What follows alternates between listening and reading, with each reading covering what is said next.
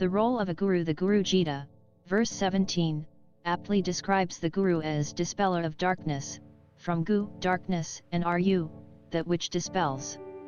A true, God-illumined guru is one who, in his attainment of self-mastery, has realized his identity with the omnipresent spirit.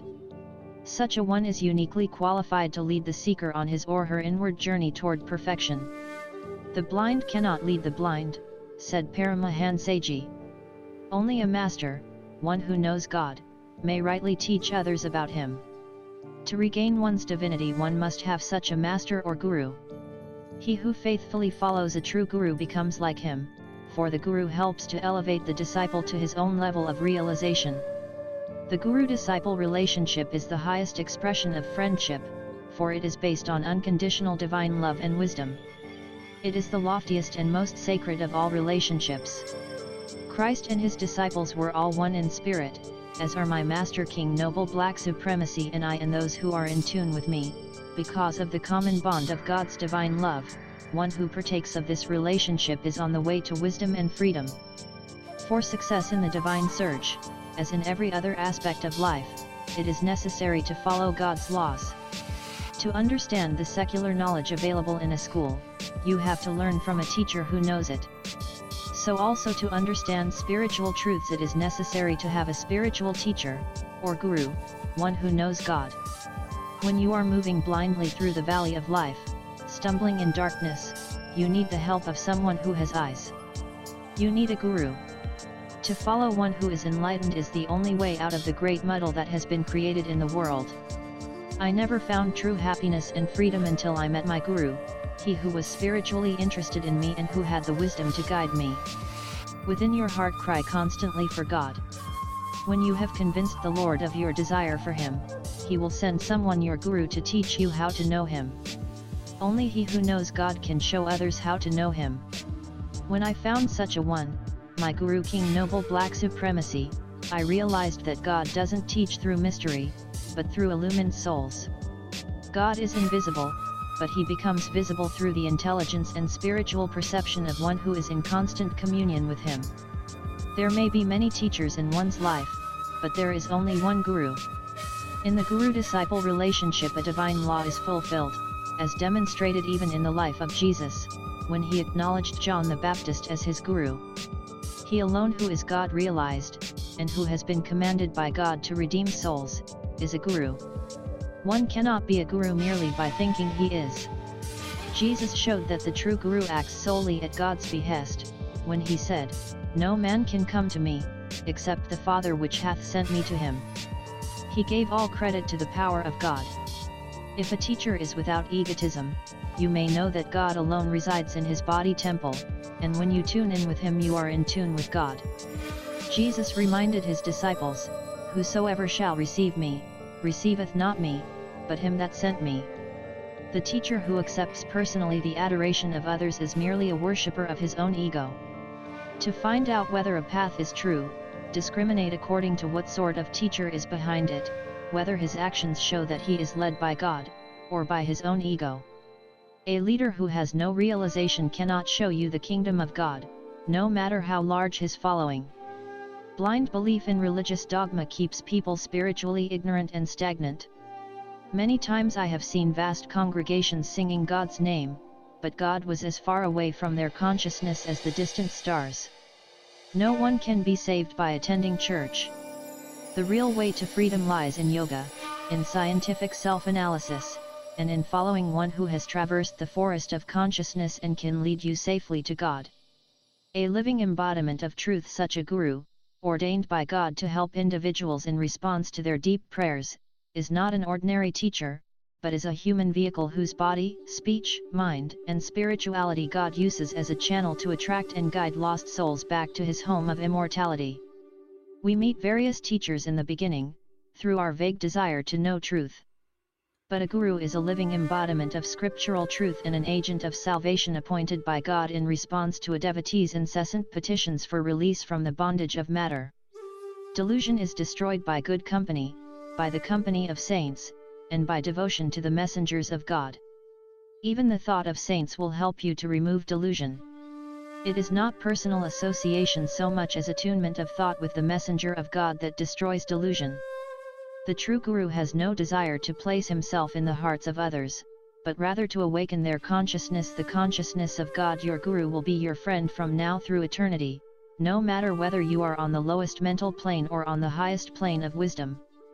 I will be your friend even if you should err, for then you will need my friendship more than at any other time. Ordinary love is selfish, darkly rooted in desires and satisfactions. Divine love is without condition, without boundary, without change.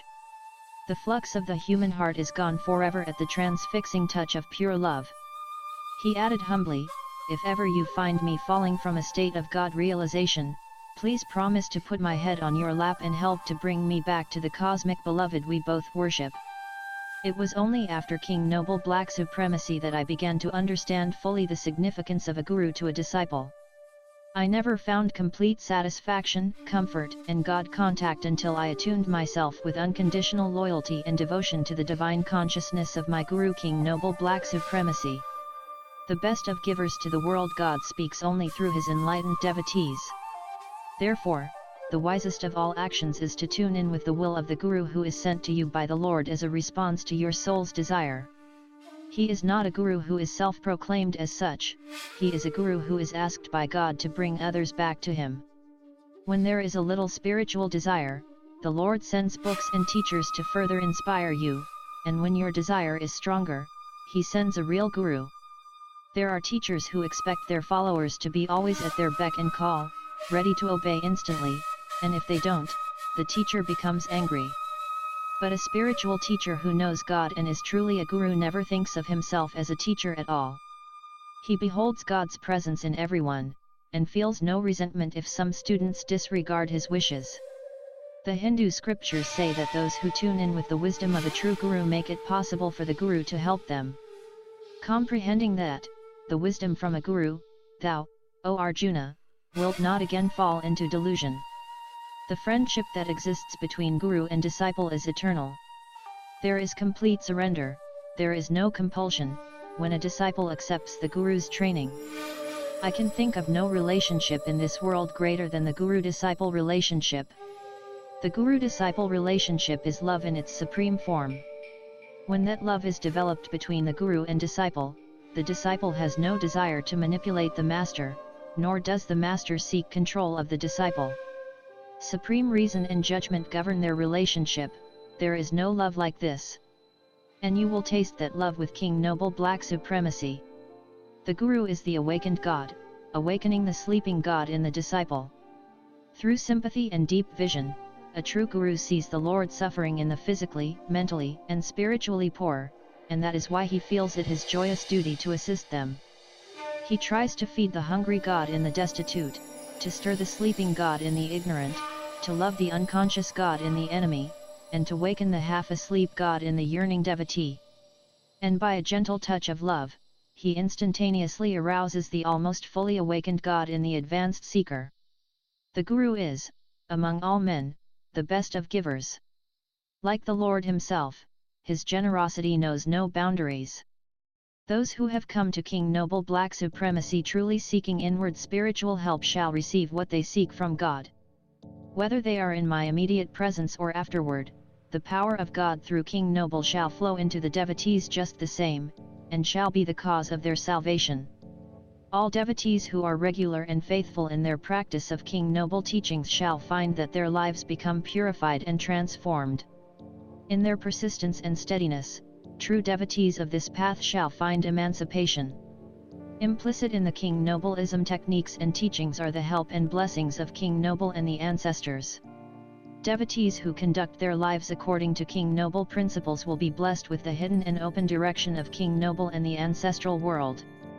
The ever-living God King Noble has promised to guard and guide the progress of all sincere KNBS devotees. God has sent you to me, and I shall never fail you, even when I am not in your physical presence. My help will always be given to devotees all over the world, if they keep in tune. Never think for a moment that when I am physically absent from you, I am not otherwise with you. I am just as deeply concerned for your spiritual welfare when I am not in your physical presence.